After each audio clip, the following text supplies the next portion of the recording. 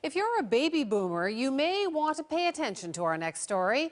A Toronto liver specialist wants anyone born between 1945 and 1965 to be screened for hepatitis C.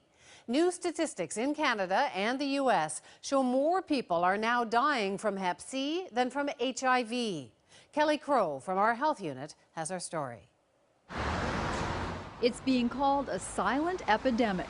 Thousands of Canadians are walking around unknowingly infected with a virus that is quietly destroying their livers. Just ask Shane Carr. Hep C?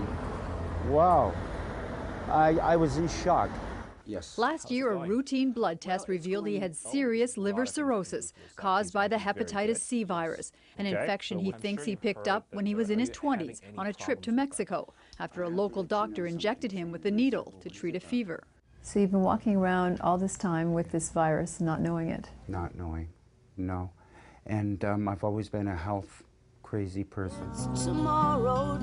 The virus started spreading back in the 60s as people experimented with sex and drugs and before blood screening and clean needles. Experts say using injection drugs even once back then carries a 50% chance of infection. The virus is also spread through tattoos and blood transfusions. So if you ever had a blood transfusion, back in the 80s, there was almost a 1 in 4 chance of getting hepatitis C for each unit of blood that you were transfused with.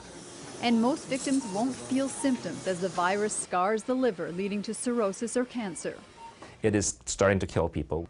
Because hepatitis C infection is diagnosed through a simple blood test, Dr. David Wong says the entire baby boomer generation should be screened. If you were born between 1945 and 1965, that is a baby boomer, you actually have a reasonable chance of having hepatitis C in North America. There are treatments, but they're expensive. Shane Carr's drugs cost $50,000 a year, and the side effects make him feel like he has the flu. Take a deep breath. But there's a good chance for a cure, which would save his liver and his life. If it can happen to me, it can happen to anybody, right?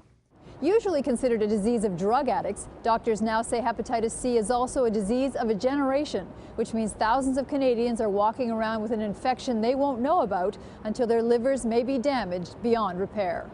Kelly Crow, CBC News, Toronto.